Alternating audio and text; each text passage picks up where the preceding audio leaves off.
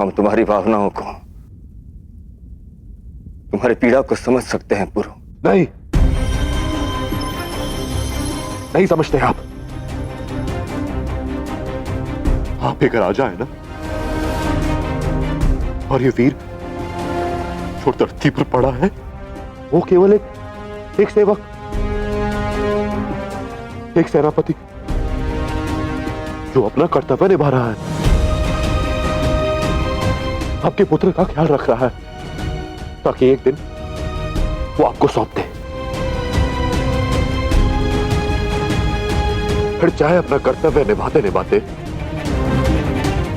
उसके प्राण ही क्यों न चले जाए।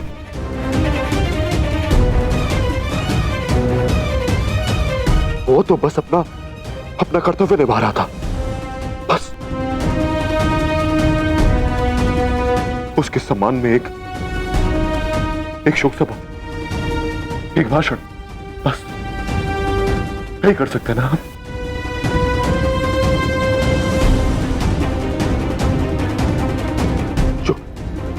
जो आपके लिए केवल एक सेवक था, वो मेरे लिए मेरे पिता है।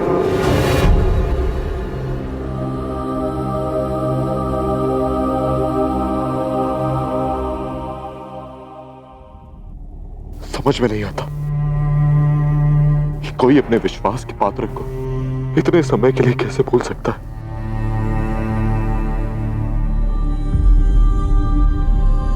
महाराज को ज्ञात नहीं था कि रिपुदमन जिंदा है। मानता हूं ज्ञात नहीं था।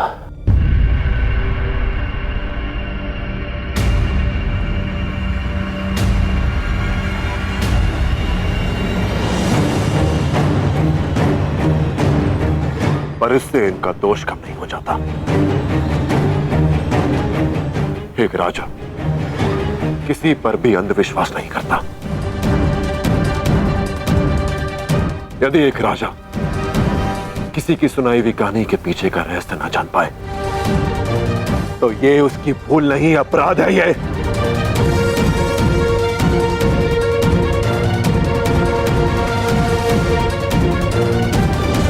चलो मान लिया कि आपको विश्वास हो गया कि सेनापति रिपुदमन मारे गए, पर क्या आपने ये प्रयास किया कि इनके परिवार के विषय में जान सकूं? एक पल के लिए भी आपके मन में यह विचार नहीं आया ना कि रातों रात इनकी पत्नी और इनका पुत्र कहां लुप्त हो गए? यदि आपके मन में इनके परिवार की सहायता करने का विचार ना आया हो तो अपराधी हैं आप।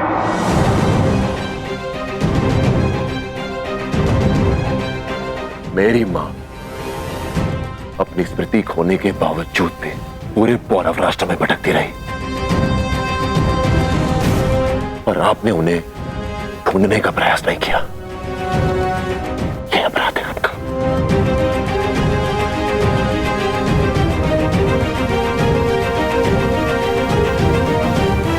मैं नहीं जानता कि मेरे पापा की हत्या किसने की है,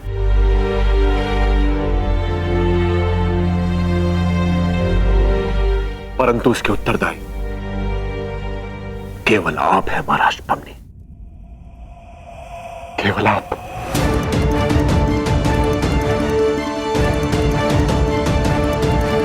हम स्वीकार करते हैं प्रभु, हमसे भूल हुई है। पर नहीं महाराज, उचित समय पर अपनी भूल ना स्वीकारना यह भी अपराध है। उस वर्षा का क्या लाभ जब खेती सूख गया हो। आज आपने अपनी भूल स्वीकार ली, पर इसका अर्थ यह मत समझिएगा कि मैं आपको क्षमा कर दूंगा। आप अभी भी दंड के पात्र हैं।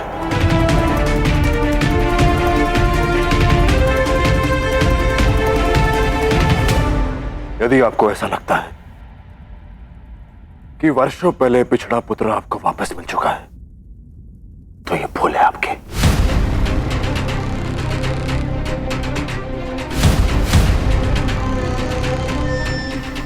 क्योंकि उस पुत्र ने अभी अपने पिता को खोया है।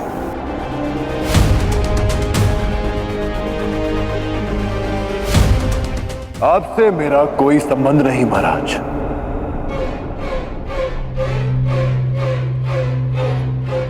आप मेरे लिए सदा एक महाराज ही रहेंगे, पिता नहीं।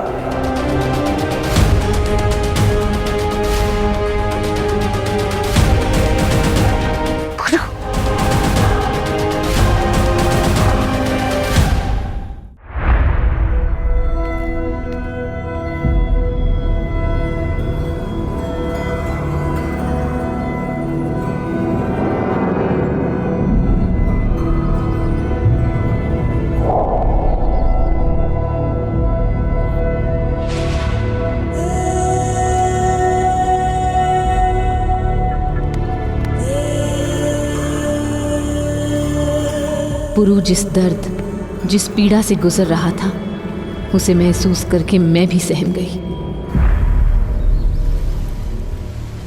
उसे उसकी पहचान मिली, पर पहचान देने वाला उसने खो दिया। उसे उसके आज का परिचय मिला, पर बीते कल का सहारा उसने खो दिया। यहाँ भारत का रक्षक पुरु बिखर रहा था, और वहां अलेक्जेंडर अपने अस्तित्व के बिखरे टुकड़ों को एक करने के लिए रास्ता खोज रहा था।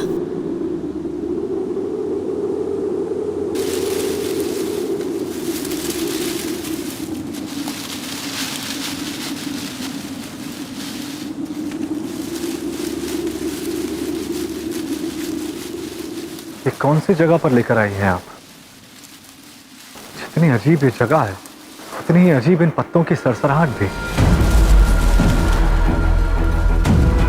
मानो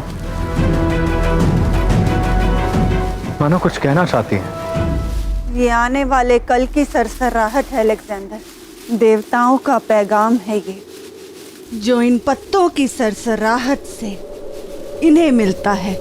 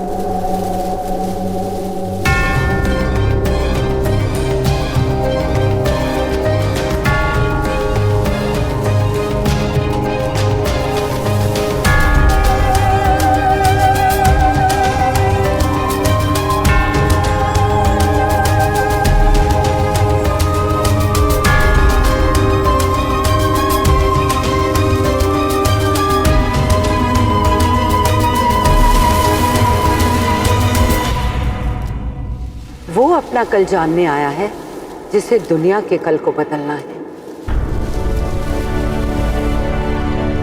जैसे बिजली जानने आई है कि मेरा फलक कहाँ है। मंजिल पता है, रास्ता जानने आया। रास्ता तो तुम चुन ही चुके हो ज़्यूस के बेटे। फिलिप से बगावत करके आए हो। इंसानों की बस्ती पर हुकूमत जो करना चाहता है देवता का बेटा। जिस मोड़ पर तुम खड़े हो अलेक्जेंडर, वहां से केवल 2 ही रास्ते जाते हैं। अब तुम्हें चुनना है कि तुम किस रास्ते पे जाओगे।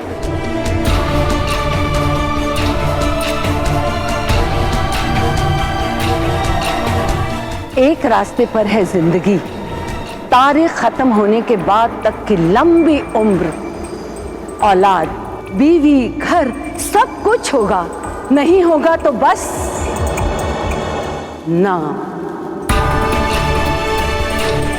नाम नहीं होगा।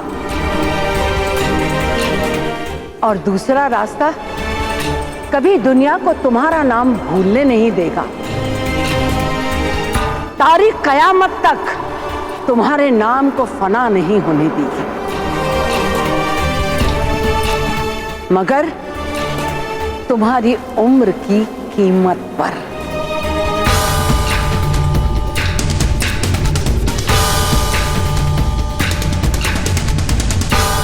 नाम।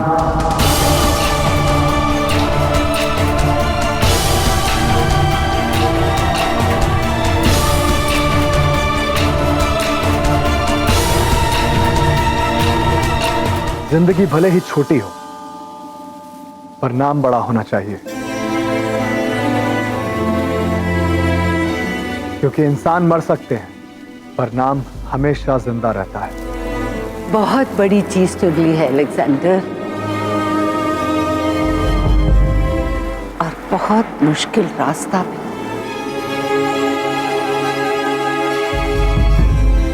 पार कर पाओगे?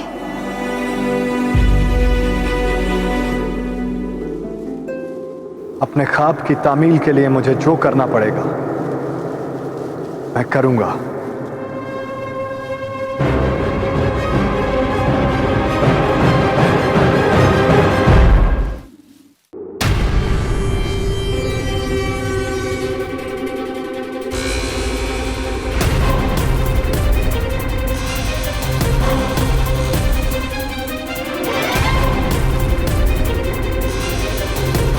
दुनिया फतेह करनी है तो पहले खुद पे फतेह पानी होगी अलेक्जेंडर। खुद से लड़ना होगा, अपने रिश्तों से, अपने जज्बात से जंग लड़नी होगी, अपने जहन को मजबूत बनाना होगा। तुम्हारी मंजिल के रास्ते में आने वाली किसी भी शख्सियत को चलते वक्त तुम्हारे हाथ नहीं कांपने चाहिए।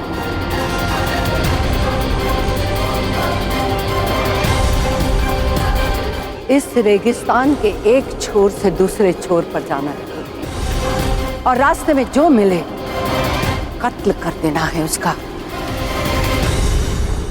चाहे वो पौधा हो, जानवर हो या फिर इंसान। जिसके अंदर भी जान है खत्म कर देना है उसे।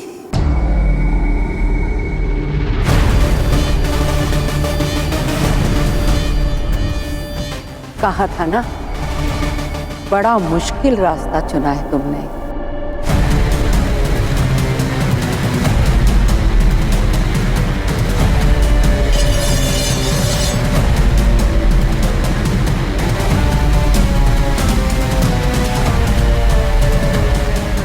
वो मंजिल ही क्या जिसे पाना आसान हो।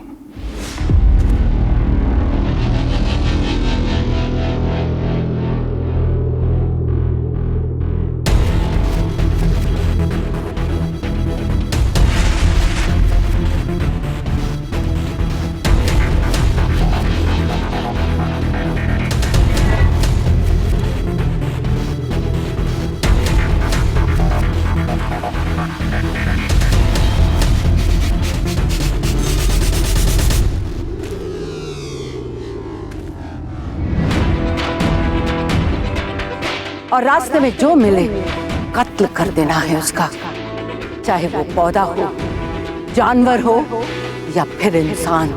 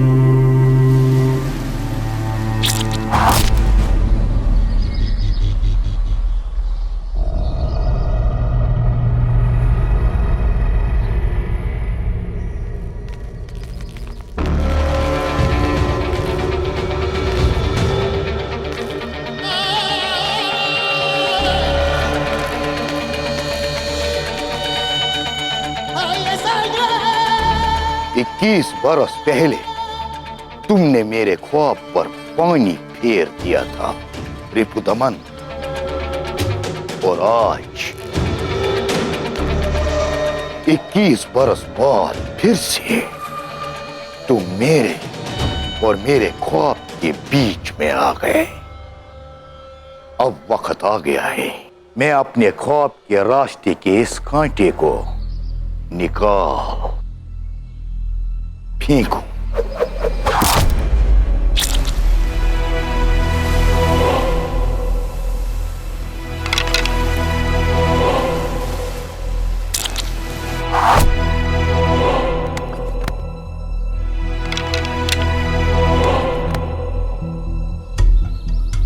कुछ और तीर बाकी है तेरे तरकश में तराए, तो वो भी मेरे शरीर में गोद दे, क्योंकि अब इसके बाद तुझे दोबारा हथियार उठाने का अवसर नहीं मिलेगा। एक एक बार तेरे सपनों की चिता की लकड़ी बनेगा दरायस। लौट आया है पुरु, भाग्य ने उसे भारत का रक्षक बनाकर भेजा है, और मैंने उसे प्रशिक्षण दिया है कि तुझसे से दुश्मन का भक्षण करे वो। और अब तो उसे उसका परिवार भी उससे मिल गया। अब दरायस वो अपना प्रयोजन पूरा करेगा, और तुझे दरायस देश से खदेड़ कर बाहर निकालेगा। मेरे लिए यही अच्छा है कि तू खुद चला जाए यहां से।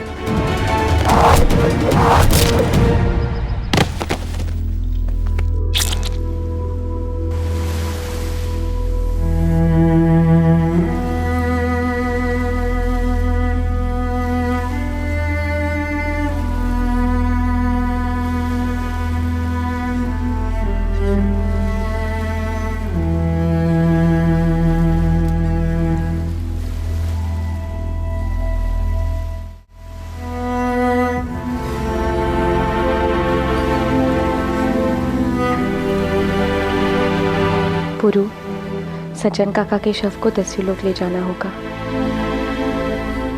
पृथा काकी और हस्ती वहीं है। उचित कहा तुमने लाची, शव और शवकर उसके परिवार के पास ही होना चाहिए। बाबा का परिवार भी दस्युलोक में है, और इसलिए मैं भी वहीं रहूंगा। ये क्या कह रहे हो पुरु? तुम्हें अभी अभी अपने माता पिता मिले हैं, अपनी पहचान पाई है। तुम पौरव राजकुमार हो पुरु। तुम अब दस्युलोक नहीं आ सकते। वर्षों तक जिस माँ की ममता और परिवार के प्रेम से तुम वंचित रहे, उसे तुम आज छोड़कर कैसे आ सकते हो?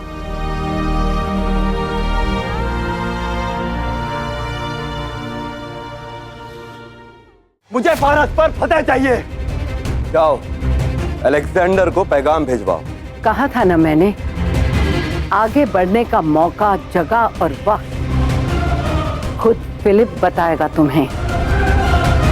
वक्त आ गया है जब मैसेडोनिया से मैं अपना वो हक वापस लूं जो मुझसे छीना गया था।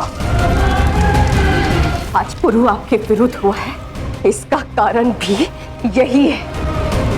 सोचिए महाराज, कौन होगा जिसने मुझे बंदी बनाया और पुरु के सामने मुझे मृत दिखाया, ताकि पुरु आपको मार डालने पे आतुर हो उठे।